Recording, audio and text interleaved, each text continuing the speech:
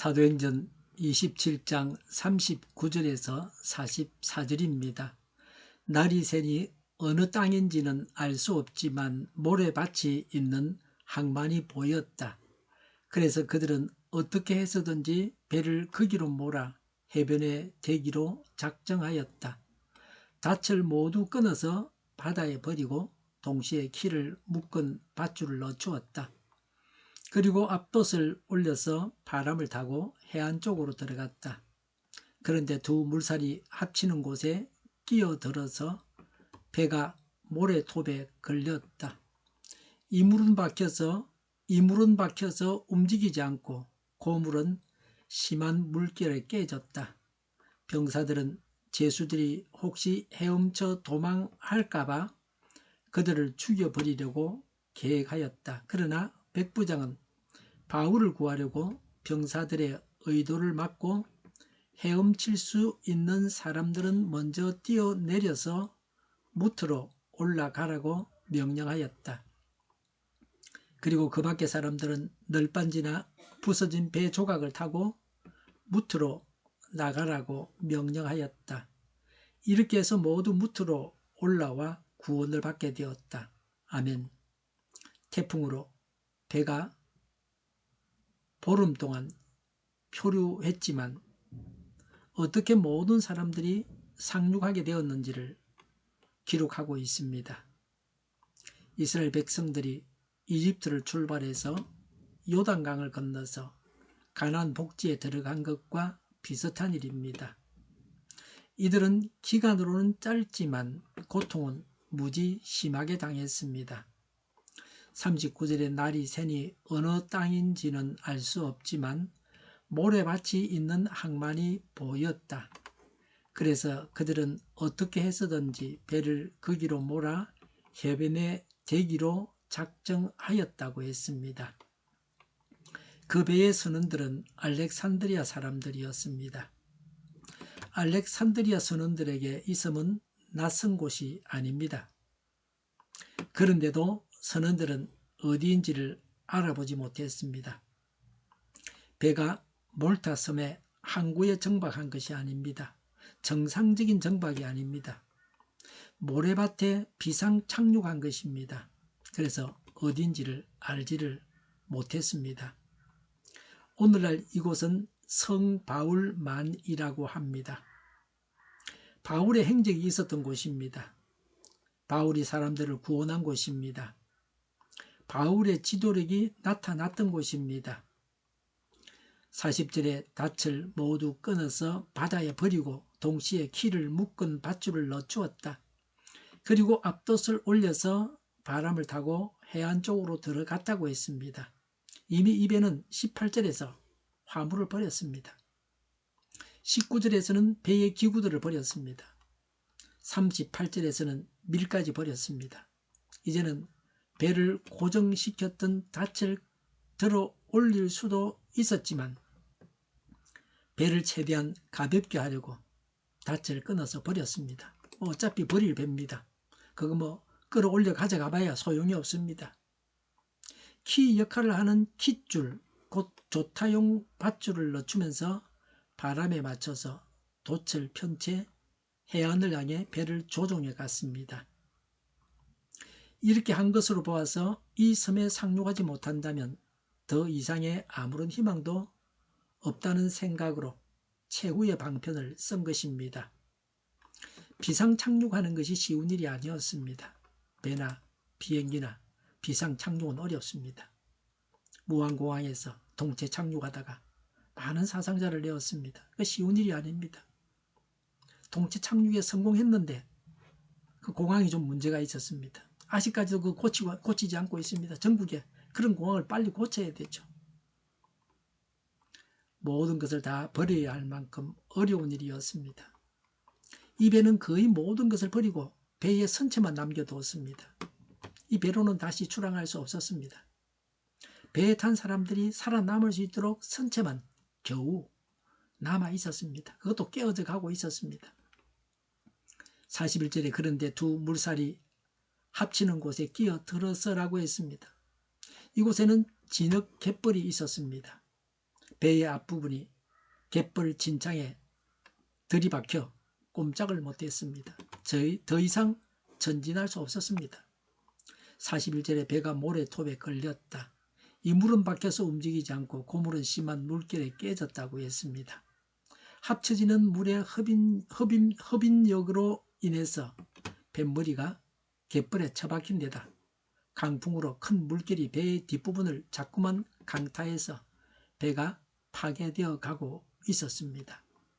이제 배를 버리고 상륙할 때가 되었습니다. 선체마저 다 부서지고 있었습니다. 배에 실은 짐과 양식과 장비를 다 버렸고 배도 깨져서 버려야 했습니다. 쓸 게 없었습니다. 사람만 살아남았습니다. 얼마나 다행한 일입니까?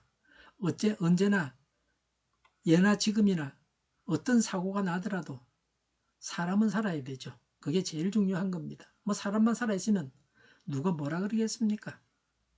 사람이 많이 죽었으니까, 수백 명 죽었으니까 누가 그랬느냐고 책임을 물어야 된다고 그렇게 말하는 거죠. 당연한 거죠. 책임을 물어야 되죠. 누가 잘못된 판단을 내려가지고 많은 사람이 죽었는지를. 그건 뭐 벌 받은 사람은 벌은 받아야 하는 겁니다. 돈을 잃은 것은, 재물을 잃은 것은 작게 잃은 것이고 생명을 잃은 것은 많이 잃은 것입니다. 42절의 병사들은 제수들이 혹시 헤엄쳐 도망할까 봐 그들을 죽여버리려고 계획하였다고 했습니다. 로마의 법에 의하면 제수들을 지키던 군사들은 제수가 도망가면 도리어 자신들이 대신 처벌을 받아야 합니다. 그래서 배가 난파된 상황에서 군사들이 제수들이 헤엄쳐서 도망가지 못하도록 제수들을 죽이자고 했던 것입니다. 보통 제수들은 쇠사슬로 묶어둡니다. 그런데 폭풍으로 인해서 당신은 풀어놓은 듯 합니다. 제수들이 바다에 뛰어들어 육지로 도망갈 가능성이 있었습니다. 군사들이 제수를 죽이려고 한 것은 당연한 자기 방어책이었습니다. 군인들이 책임을 면하기 위한 손쉬운 대책이 제수들을 죽이는 것입니다.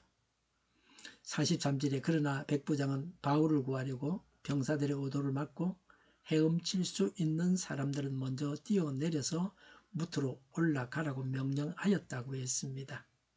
백부장은 군사들의 건의를 받아들여 제수를 죽인다면 바울도 죽임을 당하게 됩니다. 백부장은 바울에게 호의적이었습니다. 3절에 보면 처음부터 그러했습니다. 바울이 예언한 대로 이루어져 가고 있었습니다. 바울이 타인을 위해서 애쓰는 것에 감화를 백부장이 받았습니다. 그래서 바울을 살리고자 했습니다. 바울이 모든 사람들을 다 살리고자 했기 때문에 이제는 바울이 살림을 받게 되었습니다. 바울 한 사람으로 인해서 모든 제수들이 죽지 않고 살 수 있었습니다. 사실 제수들은 2번 살림을 받았습니다. 풍랑에서 살림을 받고 로마 법에 의해서 군인들에 의해서 죽임을 당할 뻔했는데 살림을 받았습니다. 한 사람, 의인 한 사람으로 인해서 수많은 죄인들이 구원을 받았습니다. 우리는 생명을 얻은 자요 복음을 믿습니다. 그래서 우리가 무사람들의 생명을 구하는 구원의 참다운 증거자가 되어야 합니다. 언제 어디서나 사람을 살려야 합니다. 오늘날 사람들의 생명을 빼앗아가는 것은 항해의 위험만 있는 것은 아닙니다. 태풍의 위험만 있는 것이 아닙니다. 사람들이 질병으로 죽습니다. 사고로 죽습니다. 교통사고도 그 중에 하나입니다. 사람을 죽이는 음식이 도처에 깔려 있습니다. 사람을 죽이려고 미소 짓고 있습니다. 마트에 들어가면 군침이 도는 빵과 과자를 보면 먹고 죽으라고 미소 짓는 것 같습니다. 인체에 해로운 것을 넣어서 맛있게만 만들었습니다. 맛있다고 먹으면 병들게 되어 있습니다. 요새는 마약도 있습니다. 우리나라는 지금까지 마약 청정국이었습니다. 앞으로는 달라질 것 같습니다. 개인들이 알아서 조심해야 합니다. 우리 사회에 창궐하는 질병을 보면 어떤 음식을 금해야 하는지 알 수 있습니다. 우리를 건강하게 하는 음식을 먹어야 합니다. 요새는 개인 집에 냉장고가 있고 냉동실이 있습니다. 구태여 방부제를 쓰지 않아도 냉동실에 넣었다가 조금씩 녹여서 사용하면 됩니다. 근데 거기다 방부제를 넣어가지고 몇 년을 냉장실에 둬도 그대로 있는 뭐 알로에 주스 같은 거 그런 겁니다. 저는 절대 그런 거 쓰지 않습니다.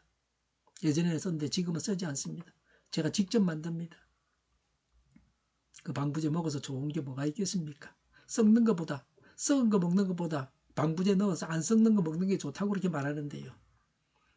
방부제 안 들어간 게 더 좋습니다. 냉동실에 넣어놨다가 적당히 녹여서 한 일주일 정도 냉장실에는 끄떡없습니다. 그렇게 사용하면 됩니다. 예전에 성찬식용 포도 주스도 그렇게 썼습니다. 냉동시켰다가 주일날 녹여서 쓰고 또 냉동시켰다가 뭐 그렇게 쓰는 겁니다. 조그마한 병에 담아가지고요. 그러면 방부제 없어도 괜찮습니다. 외국에 끌려가서 고문당하고 죽는 청년들까지 있습니다. 국가가 안전을 지켜주지 못하면 개인이 알아서 잘 해야 합니다. 44대 그리고 그 밖의 사람들은 널빤지나 부서진 배 조각을 타고 무트로 나가라고 명령하였다. 이렇게 해서 모두 무트로 올라와 구원을 받게 되었다고 했습니다. 헤엄칠 수 없는 사람들은 배의 파편을 이용하여 상륙했습니다. 오랫동안 폭풍으로 인해 시달렸고 배가 다 부서졌지만 한 사람도 희생자가 없이 모두 구원을 받았습니다. 배후에서 일하시는 하나님의 손길을 느끼게 됩니다. 오늘도 우리를 위해서 배후에서 일하시는 하나님의 손길을 느끼면서 생활하시기 바랍니다. 바울이 예언한 대로 배는 파손되고 사람들은 섬에 상륙했습니다. 생명에는 아무런 지장이 없었습니다. 예언이 그대로 이루어졌습니다. 하나님은 약속하신 바를 지키시는 신실하신 분이십니다. 하나님의 선하신 뜻은 어떤 환경 가운데서도 온전히 성취됩니다. 하나님께서 백부장의 마음을 움직이셔서 바울을 죽이지 못하게 하셔서 로마에 가서 일할 수 있게 하셨습니다. 어떤 죄수도 죽임을 당하지 않았습니다. 하나님께서는 약속을 이행치 않으시거나 바꾸시는 분이 아니십니다. 하나님은 이런 분으로 믿어야 합니다. 하나님의 자녀들이 항상 하나님을 찾고 의지할 때 적절히 여러 방법을 통해 나아갈 바를 제시해 주십니다.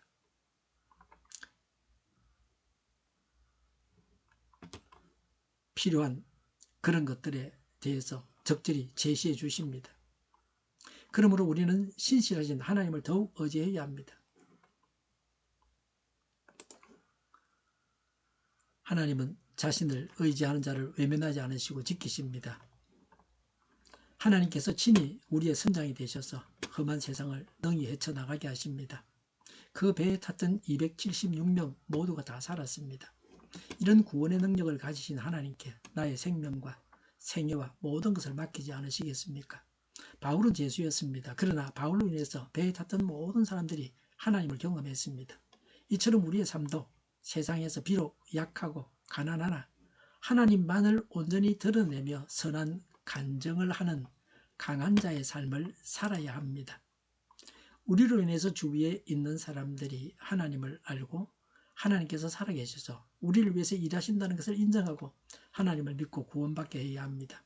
구원하시는 신실하신 하나님을 찬양합시다. 기도하겠습니다. 구원하시는 신실하신 하나님을 찬양합니다. 저희가 구원의 도구가 되어 사람들을 구원하게 하옵소서. 저희를 불쌍히 여겨주옵소서. 저희를 악에서 구하옵소서. 하나님의 뜻이 이 땅에서 이루어지게 하옵소서. 저희의 간구 응답하여 주시옵소서. 기도하기를 쉬지 않게 하옵소서. 저희의 필요를 채워주시옵소서. 오늘도 차고 넘치는 복된 삶을 살게 하옵소서. 감사와 찬양을 하나님께 돌려드리며 예수님의 이름으로 기도드립니다. 아멘.